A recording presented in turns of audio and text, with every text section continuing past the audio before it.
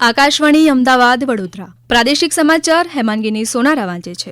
આરોગ્ય મંત્રી ઋષિકેશ પટેલે કહ્યું, રાજ્યમાં રક્તદાનનું કામ સારી રીતે ચાલી રહ્યું છે। આગળ પણ આ કામ ચાલતું રહે અને કટોકટીની સ્થિતિમાં રક્તની ક્યારેય અછત ન સર્જાય તે માટે રક્તદાનની પ્રક્રિયા સતત ચાલુ રાખવી જોઈએ।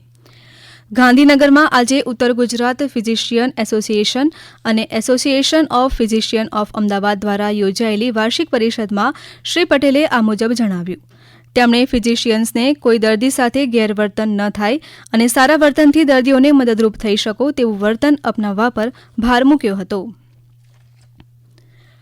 પ્રવર્તમાન સ્થિતિને પગલે રક્તની આકસ્મિક જરૂરિયાતને પહોંચી વળવા વિવિધ જિલ્લામાં આજે રક્તદાન કેમ્પનું આયોજન કરાયું છે।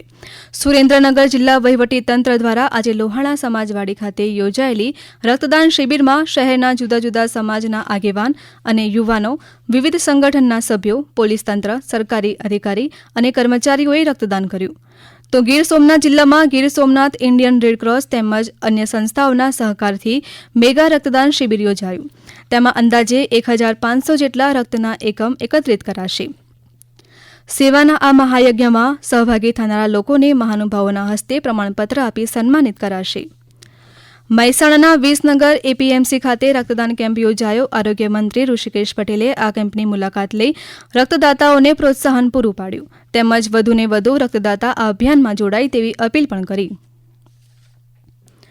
કેન્દ્ર શાસિત પ્રદેશ દીવના પોલીસ વડા સચિન યાદવે દરિયાકાંઠાના વિસ્તારની મુલાકાત લઈ સ્થિતિનું નિરીક્ષણ કર્યું। દરમિયાન માછીમારોને આંતરરાષ્ટ્રીય સરહદ ન ઓળંગવા સૂચન કરતા તેમણે સ્થિતિ સામાન્ય થયા પછી પણ સાવચેતી રાખવા અપીલ કરી। બીજી તરફ સુરક્ષાના ભાગરૂપે બીચ પર વોટર સ્પોર્ટ્સની પ્રવૃત્તિઓને પણ બંધ કરવામાં આવી છે। આ અંગે જિલ્લા પોલીસ વડા સચિન યાદવે માહિતી આપી। कि जितने भी फिशरमैन हैं हमारे भाई, वो ऑफ शोर में ज्यादा दूर तक ना जाएं, इंटरनेशनल मैरीटाइम बाउंड्री को क्रॉस ना करें। किसी भी तरीके के ड्रोन्स अभी के लिए हमने प्रोहिबिट कर रखे हैं। जितनी भी सी बेस्ड रिक्रिएशनल एक्टिविटीज हैं जो एयरपोर्ट के आसपास है या किसी बीच पे है, उस चीज को भी अभी के लिए हमने प्रोहिबिट कर रखा है। Use of fire crackers type के हाई साउंड फायर क्रैकर्स और इस तरीके की चीजें हम अलाउ नहीं करेंगे। અરવલ્લી જિલ્લામાં ગત 4 થી 5 દિવસથી વાતાવરણમાં પલટાના કારણે ઘાસચારો સહિત બાજરીના પાકને નુકસાન પહોંચ્યું છે। શાંતિપુરા પંથકમાં ખેડૂતોએ વાવેલા ઘાસચારા તેમજ અન્ય પાકને નુકસાન પહોંચવાની ભીતિ ખેડૂતોએ વ્યક્ત કરી છે। આ અંગે ખેડૂત મનહર પટેલે વધુ માહિતી આપી।